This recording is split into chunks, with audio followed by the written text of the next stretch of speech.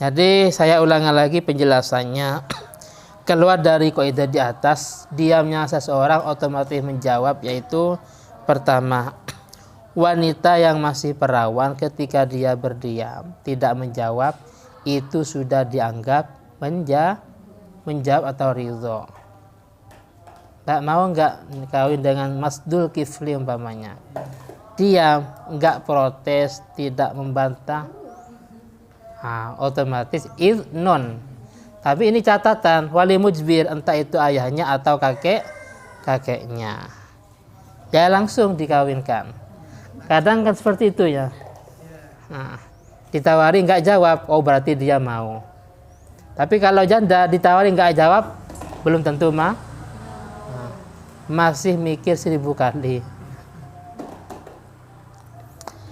Fasairul asobah fasulton, bahkan semua asobah, waris asobah dan fasulton, kemudian sultan KUA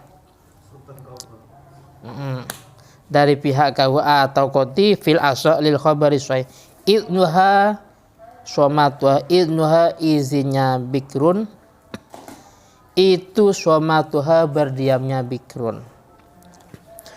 Wa minha termasuk dari suarun kasirah sukutul mudda'a alaih anil jawab ba'da ardil yamin alaihi yaj'aluhu kal munkir an-nakil wa turaddul yamin alal mudda'i. Sukutul mudda'a alaihi, berdiamnya orang yang dituduh, orang yang didakwa, berdiam anil jawab dari jawaban, ba'da ardil yamin setelah ditawarkan untuk bersumpah, alaihi atas mudda'a alaih. Diam itu ia ja'aluhu kal munkir, menjadikannya kal munkir seperti orang yang ingkar. An-nakil yang tidak mau bersumpah. An-nakil yang tidak mau bersumpah, otomatis wa turaddul yamin, wa turaddu dikembalikan al yaminu, sumpah itu dikembalikan alal mudda'i atas orang yang mendakwa atau yang mengaku-ngaku. Oleh karena itu fayahlifu, maka mudda'i bersumpah. Wa yastahiqu, dan berhak madda'ahu pada suatu yang dia dakwa. Wis ada perselisihan terkait dengan sandal. Lah ini sandal ini punya saya umpamanya. Yang pegang sandal namanya mudda'i. Si A juga mengaku, enggak itu punya saya. Itu namanya mudda'a alaih. Yang pertama secara aturan fikih al-yamin alal mudda'i. Yang pegang sandal itu harus bersumpah, billahi ini punya sandal ini punya saya belinya minggu kemarin di tempat ini dan seterusnya. Sedangkan al-bayyinah alal mudda'a alaih, sedangkan yang satunya harus mendatangkan saksi. Lah sekarang masalahnya yang mudda'a alaih tidak berani mendatangkan saksi, tapi dia sukut, diam umpamanya. Bagaimana?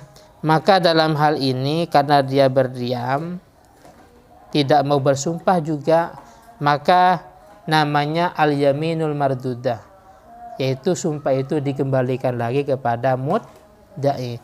Kalau mudda'i berani bersumpah,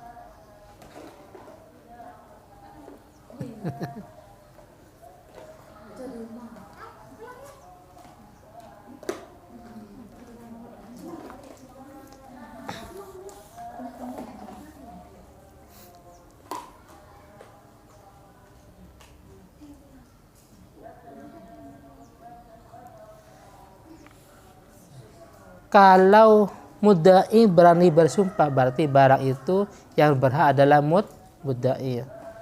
Jadi gini, aturan al-bayyinatu 'alal mudda'i wal yamin 'alal mudda'a alaih. Jadi pertama mudda'i itu mendatangkan saksi ya, mendatangkan saksi atau bukti. Setelah itu baru mudda'a alaih ini bersumpah. Tapi masalahnya mudda'a alaih tidak mau bersumpah. Maka nanti sumpah ini namanya yaminul mardudah, sumpah itu dikembalikan kepada mudda'i. Kalau memang mudda'i ini berani bersumpah, maka yang berhak adalah mudda'i, yang berhak atas barang itu. Wa minha termasuk dari suar itu launa qada ba'du ahli zimmah.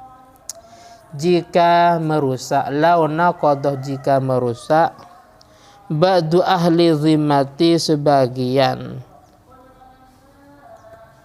sebagian kafir zimmi. Walam yungkir al-bakun, walam yungkir dan tidak ingkar al-bakunah, sisanya, baik biqaulin wala fi'lin, dengan ucapan dan dengan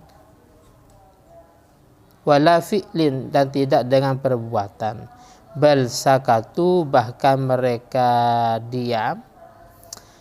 Maka intaqadha fihim, maka rusak fihim di dalam ahlu zimmah.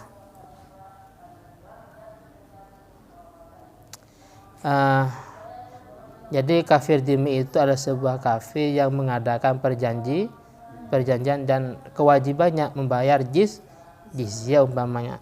Tapi mereka merusak perjanjian itu umpamanya. Sedangkan yang lain tidak ingkar, baik dengan ucapan dan juga dengan tidak perbuatan. Bahkan mereka semuanya diam. Maka otomatis dengan sendirinya sudah dianggap merusak perjanjian atau perdamaian. Sehingga bukan termasuk kategori dhimmi lagi. Karena ketika dhimmi otomatis pertama mereka wajib mengikuti aturan Islam ya. Yang kedua ya wajib dilindungi selama perjanjian itu masih ada. Wa minha termasuk dari suar law ra'as sayyid abdah, jika majikan melihat budaknya, yutslifu ma li ghairi, merusak sesuatu li ghairi yang milik orang lain, wasakata anhu dan berdiam anhu dari masalah tadi, maka dominahu, maka wajib doman. Jadi ketika majikan melihat budaknya merusak milik orang lain dan diam, otomatis wajib doman. Wa minha termasuk dari suar ida sakatah,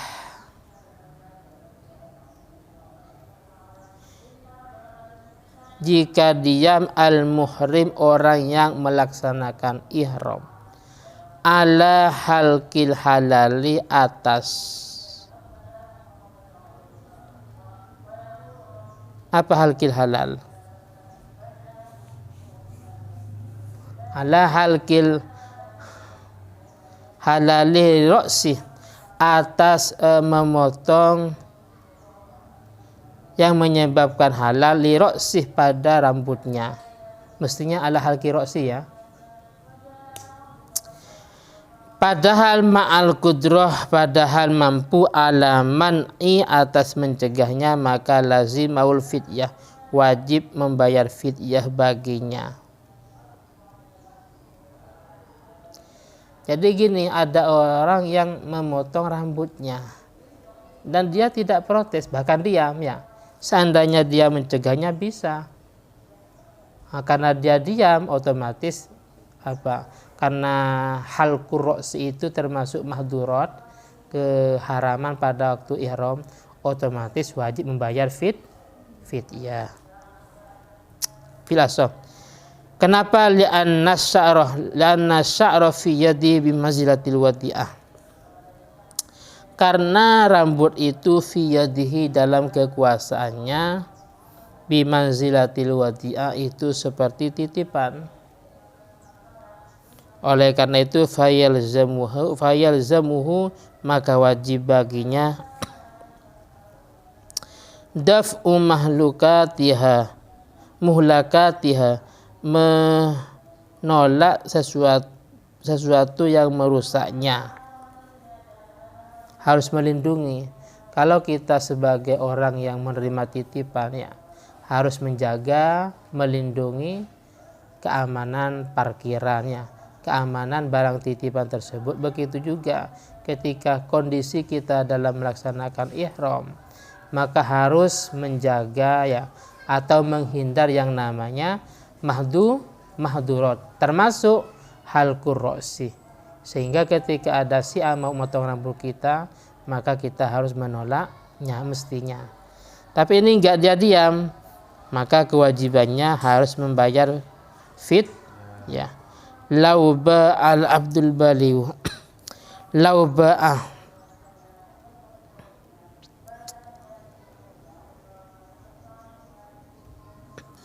jika menjual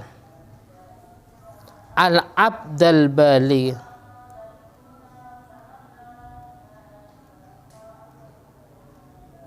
budak yang balik wahwa sakit sedangkan dia diam, maka sohal bai'u. Wala yustaratu tidak disyaratkan an ya'tarifa harus tahu bi anal bai'a sayyiduhu bahwa penjualnya itu majikannya fil ashah.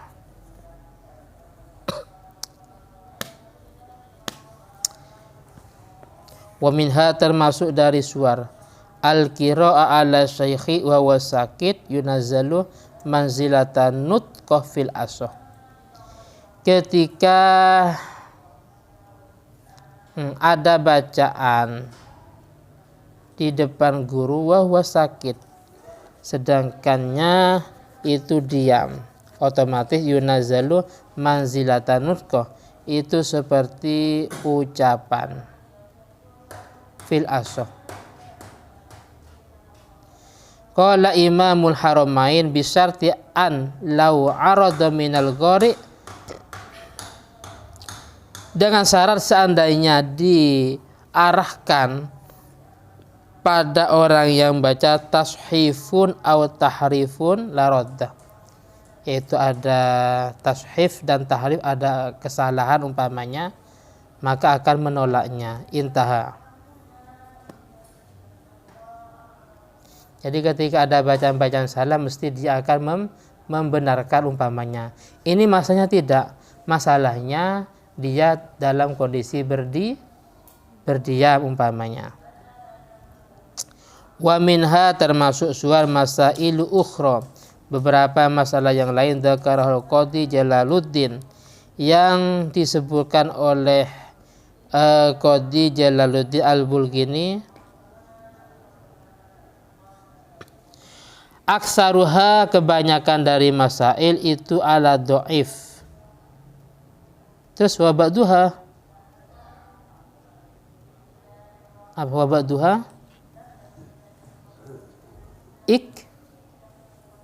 apa wa ba'duha iktarona. Wa ba'duha sebagian masail itu iktarona bersamaan bihi dengannya fi'lun qamah muqaman nutki, sebuah pekerjaan yang sama dengan ucapan. Wa ba'duha sebagian masail fihi dalam an-nutku itu nadharun perlu dikaji ulang. Nadharun itu perlu dikaji ulang.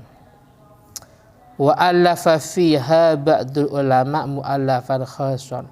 Wa alafa dan mengarang fiha dalam masail ba'dul ulama sebagian ulama mu'allafan pada karangan khoson yang tertentu.